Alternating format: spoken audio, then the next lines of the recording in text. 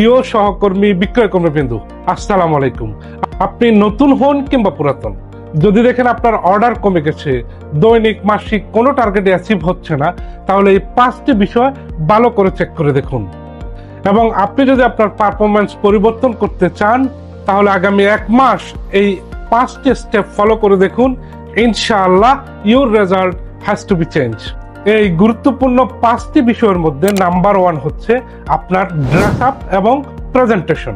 আপনার পকেটে কত টাকা আসে এটা কেউ দেখে না, কিন্তু আপনার বডি ল্যাঙ্গুয়েজ, আপনার ড্রেস আপ, আপনার অ্যাপিয়ারেন্স, এটা সবাই দেখে এবং সেটা দিয়েই আপনাকে সবাই বিচার বিশ্লেষণ করবে। মার্কেটে আপনি কোম্পানির শুধুমাত্র একজন বিক্রয় কর্মী নন, আপনি কোম্পানির একজন ব্র্যান্ড অ্যাম্বাসেডর। তাই নিজেকে সবসময় পরিপাটি, পরিচ্ছন্ন ও ফর্মাল লুকে উপস্থাপন করুন।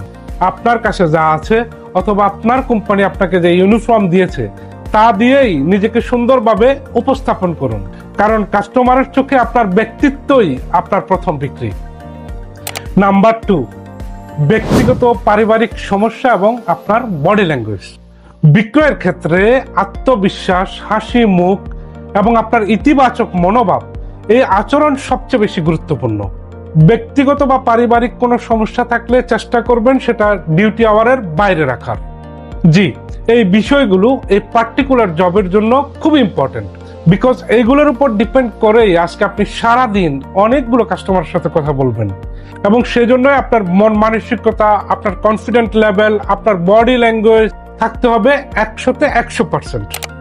নাম্বার 3, সময়ের সঠিক ব্যবহার, সময় নিষ্ঠা ও প্রস্তুতি। আপনি প্রতিদিন সময় মতো মার্কেটে যাচ্ছেন তো? পর্যাপ্ত পরিমাণ সময় আপনার মার্কেটে দিচ্ছেন তো? নাকি যখন খুশি যাচ্ছেন, যখন খুশি ফিরে আসতেছেন?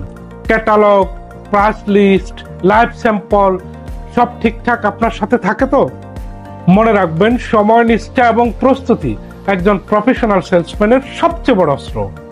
তাই চেষ্টা করুন সময় মতো মার্কেটে যাওয়ার এবং যথেষ্ট পরিমাণ কোয়ালিটি সময় মার্কেটে দেওয়ার। নাম্বার 4, প্রোডাক্ট নলেজ, অর্থাৎ আপনার প্রোডাক্ট সম্পর্কে আপনার যথেষ্ট জ্ঞান থাকা। আপনি যেসব প্রোডাক্ট নিয়ে কাজ করেন সেই প্রোডাক্ট সম্পর্কে আপনি কতটুকু জানেন? Do you really practise around your product or not?